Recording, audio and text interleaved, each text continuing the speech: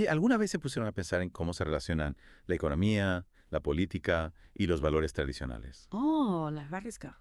Hoy vamos a meternos en un tema que da para rato. Sí, ¿no? Figuras Javier Milei y su proyecto y todas las ideas que lo rodean. Tenemos un montón de artículos y análisis Sí, que sí. nos van a ayudar a entender mejor este fenómeno. Es un tema fascinante, sobre todo porque toca puntos sensibles de la sociedad. Y sí, hay una conexión, digamos, interesante entre Milei, el neoliberalismo y libertarianismo, y aunque parezca raro, los valores tradicionales. Esa mezcla me intriga. Empezamos por el principio. ¿Qué es exactamente el neoliberalismo? Bueno, en simple, el neoliberalismo busca que el Estado se meta lo menos posible en la economía, ¿no? Ajá, Y que el mercado sea libre. Pero ojo, que no es tan simple como parece. El neoliberalismo es como un personaje mitológico con dos caras, como Jano. dos caras. ¿A qué te referís?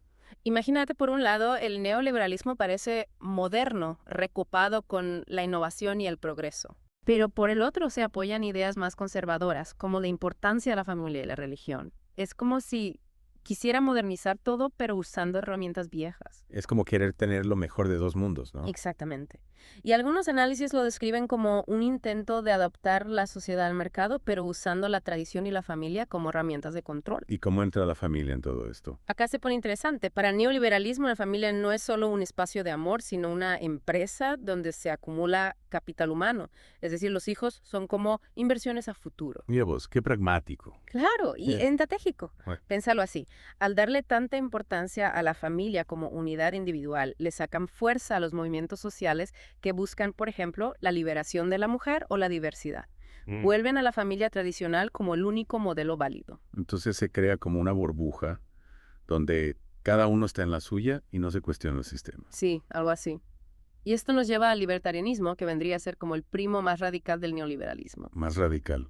Contame más. Bueno, hay artículos que describen el libertarianismo de Milei como excéntrico y hasta mal educado.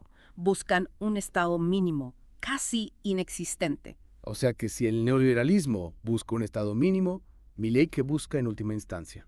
Algunos lo llaman la guerra contra la sociabilidad.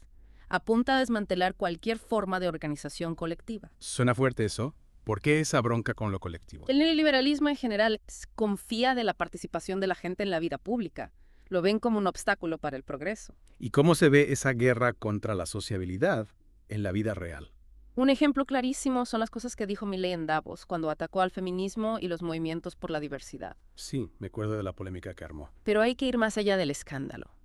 No fue un exabrupto, sino algo calculado, parte de su batalla cultural. Batalla cultural. ¿Qué significa eso en este contexto? Es la lucha por imponer una visión del mundo. En este caso, una que rechaza los avances en cuestiones de género y diversidad, y que busca volver a un orden social más tradicional y jerárquico. Como si quisiera volver a un pasado idealizado. Exacto. Y para entender mejor esta relación entre neoliberalismo y autoritarismo, hay que mirar un poco la historia. ¿A qué te referís? Hay fuentes que hablan del caso de Friedrich von Hayek, uno de los referentes del neoliberalismo, que apoyó la dictadura de Pinochet en Chile. En serio. ¿Y por qué apoyaba una dictadura? Para Hayek era preferible un dictador liberal a una democracia que no implementara políticas liberales. Decía que la democracia sin liberalismo podía ser peor que una dictadura con políticas liberales. Uf, qué complicado. ¿Y otros pensadores neoliberales pensaban lo mismo? Bueno, también se menciona a Ludwig von Mises, otro referente del neoliberalismo, que veía a los fascistas como un mal menor comparados con los O comunistas. sea que había cierta simpatía por los regímenes autoritarios dentro del pensamiento neoliberal. Al menos en algunos de sus exponentes más importantes. Y esto nos ayuda a entender mejor el contexto del proyecto de Milei. Sí, hay mucho para analizar. ¿Qué te parece si seguimos en la segunda parte? Necesito procesar toda esta información. Dele, me parece perfecto. Hasta ahora vimos cómo el neoliberalismo, con sus dos caras y su desconfianza en la participación popular, sienta las bases para proyectos como el de Milei, que busca una transformación radical de la sociedad. Y lo que más me impacta es la conexión con figuras que apoyaron dictaduras. Es algo que no podemos ignorar al analizar este tipo de proyectos. Tienes razón. Y en la siguiente parte vamos a profundizar aún más en las implicancias de estas ideas y cómo se traducen a la realidad. Volviendo a lo que charlábamos sobre Milei y el neoliberalismo, me quedé pensando en el tema de los referentes que apoyaron dictaduras. Es algo que te hace cuestionar un montón de cosas, ¿no? Sí, a mí también me dejó pensando. ¿Cómo se puede conciliar la idea de libertad individual, tan presente en el discurso liberal, con el apoyo a regímenes autoritarios? Es una paradoja, sin duda.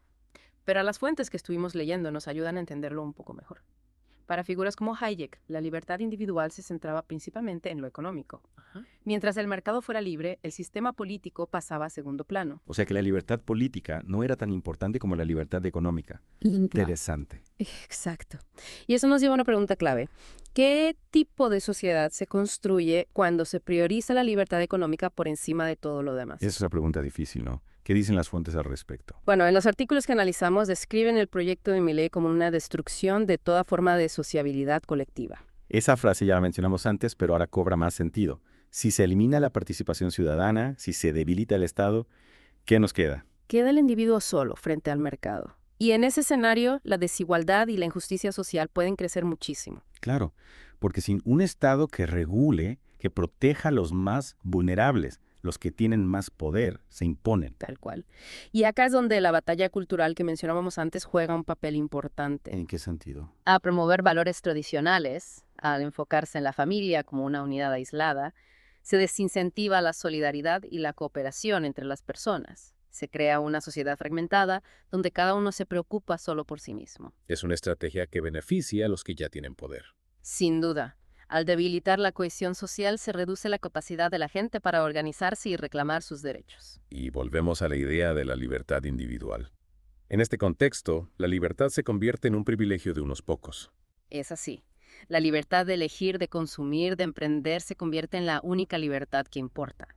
Y esa libertad solo está al alcance de quienes tienen los recursos para ejercerla. Es una visión bastante desalentadora, la verdad. Y sí, lo es. Pero es importante conocerla, debatirla, para poder construir alternativas. Totalmente de acuerdo. Y hablando de alternativas, ¿qué podemos decir de la crítica al neoliberalismo? ¿Qué nos dicen las fuentes al respecto? Bueno, las fuentes nos advierten que no debemos limitarnos a criticar solo la versión más extrema del neoliberalismo, la que se asocia con el autoritarismo y la represión. ¿Por qué no? Porque el neoliberalismo es mucho más complejo que eso. Tiene esa doble cara que mencionamos antes, esa capacidad de adaptarse, de presentarse como moderno e innovador. Claro, como si fuera un camaleón. Exacto. Y eso lo hace más difícil de combatir, porque puede seducir con la promesa de progreso, de libertad individual, mientras que en el fondo erosiona las bases de la justicia social. Es un desafío enorme. ¿Y qué podemos hacer frente a eso? Las fuentes no nos dan una solución mágica, pero sí nos invitan a pensar críticamente, a no caer en simplificaciones, a entender que la lucha contra el neoliberalismo es una lucha compleja que se libra en varios frentes. En el frente económico, en el frente cultural, en el frente político. Exacto. Y para ganar esa lucha necesitamos construir una alternativa sólida que recupere la idea de lo colectivo, de la solidaridad, de la justicia social. Es una tarea que nos compete a todos, ¿verdad? Sin duda. Y para eso es fundamental informarnos, debatir, organizarnos. No podemos quedarnos de brazos cruzados. Totalmente de acuerdo. Y en este sentido, la información que nos brindan estas fuentes es fundamental para entender el contexto en el que se desarrolla el proyecto de Milei. Así es. Y aunque el panorama parezca desalentador, es importante recordar que siempre hay espacio para la resistencia, para la construcción de un futuro más justo e igualitario. Me gusta esa idea. No podemos perder la esperanza ni la capacidad de luchar por lo que creemos. Y en la última parte intentaremos ir un poco más allá del análisis y explorar algunas posibles alternativas. ¿Te parece? Me parece una excelente idea. Porque en definitiva, de eso se trata. De construir un futuro mejor, un futuro donde la libertad individual no se base en la exclusión y la desigualdad, sino en la solidaridad y la justicia social. Bueno, chicas, estamos de vuelta para la última parte de este deep dive. Estuvimos metidos hasta el cuello con Milei, el neoliberalismo y toda esta batalla cultural, ¿no? Sí, y la verdad es que En las partes anteriores, vimos cómo estas ideas se conectan con un pasado, digamos, bastante autoritario, y cómo esa visión puede llevar a una sociedad donde cada uno está en la suya y la libertad individual termina siendo un privilegio para unos pocos. tal cual. Pero no queremos terminar con una nota tan bajonera, ¿no? Queremos explorar algunas alternativas, algunas ideas para construir un futuro distinto. Me parece perfecto porque, como decías, no se trata solo de criticar, sino de proponer, de imaginar un camino mejor. Entonces la pregunta del millón es, ¿qué podemos hacer? ¿Cómo contrarrestar esta tendencia a que la sociedad se atomice, a que el poder se concentre en pocas manos? Mira, las fuentes que estuvimos leyendo no nos dan una receta mágica, pero sí algunas pistas. Se habla mucho de la importancia de la organización colectiva, de que la gente participe en la vida pública. O sea que la solución no está en el individuo aislado, sino en la comunidad. Exactamente. La unión hace la fuerza, ¿no? Y si queremos contrarrestar el poder de las élites, necesitamos unirnos, organizarnos, crear redes de solidaridad. Y eso implica, me parece, recuperar la confianza en la política, en que la gente pueda tomar decisiones que afecten su propia vida. Tal cual. No podemos dejar que la política sea un terreno exclusivo de los poderosos, de los que saben mucho, pero están desconectados de la realidad. Necesitamos recuperar la idea de la democracia como un espacio de participación ciudadana real. Y esto no se trata solo de votar cada 4 años, sino de estar informados, de debatir, de exigir que se cumplan nuestros derechos. Totalmente de acuerdo. La democracia se construye día a día, con la participación activa de todos. Y si queremos un futuro más justo e igualitario, necesitamos comprometernos con la construcción de ese futuro. Y en este sentido creo que es importante destacar la importancia de la educación. ¿A qué te referís? A que la educación es fundamental para desarrollar el pensamiento crítico, para poder analizar la realidad y no dejarnos engañar por discursos vacíos o demagógicos. Tenés razón. La educación es la base de una sociedad libre y democrática. Y no hablo solo de la educación formal, sino también de la educación en valores, de la formación de ciudadanos responsables y comprometidos con su comunidad. Y esto nos lleva a otra idea clave, la importancia de la comunicación. Claro, porque si queremos construir una alternativa al neoliberalismo, necesitamos comunicar nuestras ideas, nuestros valores de una forma clara y convincente. Y eso implica romper con la lógica del individualismo, del sálvese quien pueda, y promover una visión más solidaria, más cooperativa. Exacto, necesitamos construir un relato que conecte con las necesidades y aspiraciones de la gente, un relato que inspire esperanza, que nos impulse a trabajar juntos por un futuro mejor. Y ese relato no puede ser impuesto desde arriba, sino que tiene que surgir desde abajo, desde la gente, desde sus experiencias, desde sus luchas. Totalmente de acuerdo. La construcción de una alternativa al neoliberalismo no puede ser un proyecto elitista, sino que tiene que ser un proyecto colectivo, un proyecto popular. Un proyecto que recupere la idea de la comunidad, del bien común, de la justicia social como pilares fundamentales de una sociedad más humana y más justa. Y en ese proyecto, la cultura juega un papel fundamental. No se trata de negar la cultura, sino de construir una cultura crítica que cuestione el status quo, que promueva la diversidad y la inclusión. Exacto, una cultura que nos ayude a imaginar y construir un mundo donde la libertad individual no sea incompatible con la solidaridad y la justicia social. Un mundo donde todos tengamos la oportunidad de desarrollar nuestro potencial, de vivir una vida digna, de contribuir al bien común. Ese es el desafío que tenemos por delante. Y aunque el camino sea largo y difícil, no podemos perder la esperanza. Coincido.